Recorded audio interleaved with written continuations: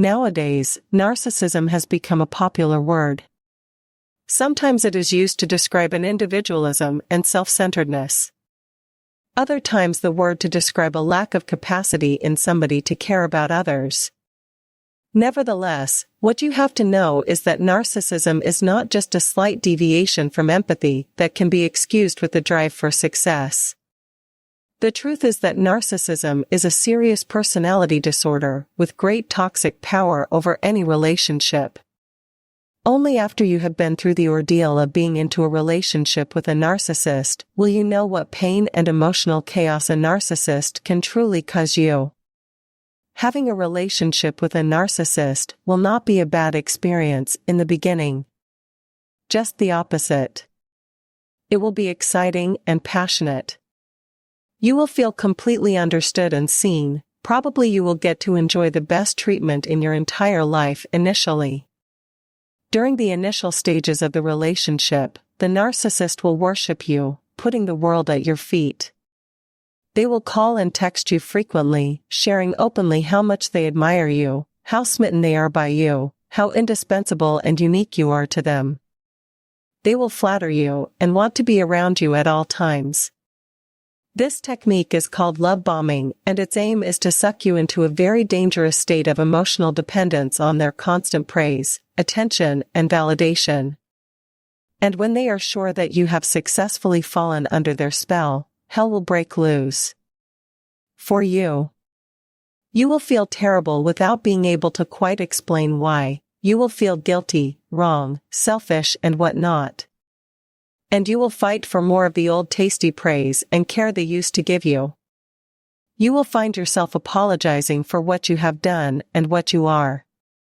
You will be obsessed with the memory of how great things used to be between you, and you will be ready to do almost anything to get back there. Here are the 3 main things that a narcissist will do to make you feel completely lost and shattered and never let you know it was them all along. Number 1, devaluation after worship. After the idealization phase is over, which usually happens abruptly, without any signs, you will be thrust off your pedestal. The narcissist will unexpectedly and inexplicably become cold and distant. It is then that they will start criticizing you. They will compare you to other people, always to your disadvantage. When you try to talk to them, they will give you the silent treatment and make sure you know how gravely disappointed they are with you. You will then come to believe you are at fault, and you will make attempts to deserve their former sweetness again, to push the relationship back to the honeymoon phase. Your desire to win them back will lead to the narcissist calling you needy, jealous, and suffocating. Occasionally, the narcissist will bathe you in the loving behavior they demonstrated in the beginning of the relationship. And then they will go back to stonewalling, disinterest, and inconsistency, making you feel thoroughly unimportant after you meant the world to them. Number 2, gaslighting. Gaslighting is a manipulative technique employed by the narcissist to make you lose track of how they are causing you pain. Basically, every time you rebel against their accusations, they will make you feel even more inadequate for bringing up the subject, being crazy, stressing them out, generally pushing them away, and provoking their anger. The narcissist will convince you that is not them, it's you. They will explain to you how emotionally unstable you are, how your issues are being projected onto them. The regular phrases they will use are, "I never knew you were that sensitive, I never said that, you make it sound like it's my fault, you always take things so personally, I can't take this anymore." Gaslighting makes you believe you are the one that endangers the relationship with your claims, questions, and neediness. You will somehow always seem to be the one that has to behave better and understand them more. So, even when the relationship becomes really toxic, you will try to stay and fix it because you will think it's your responsibility to make amends for your wrongdoings.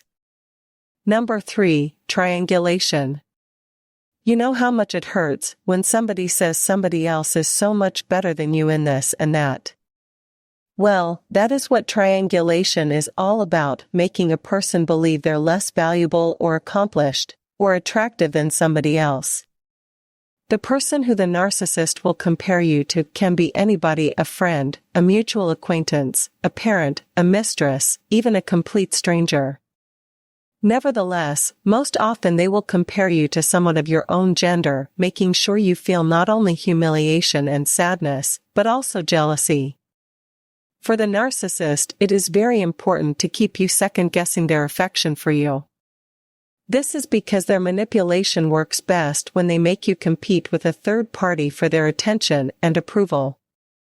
You will feel insecure and inadequate, afraid that they're losing interest in you, and you will desperately try to stick to your best qualities in order to seduce the narcissist back into loving you and only you. More. How to save yourself. Simple but painful. Leave. You will never be able to beat the narcissist at their own game as you stay in the relationship waiting for them to change their behavior. Their cruelty will eventually turn into tenderness and care. You cannot and will not love them enough to cure them or fix them. They will not return the love in the end. As painful as that may sound, it is your only ticket to an emotionally healthy life. Leave the relationship and don't look back even when they try to win you back with tears, promises, regret, reignited passion, or whatever manipulative trick they might pull out of their hat. Thanks for watching this video. Don't forget to like and subscribe.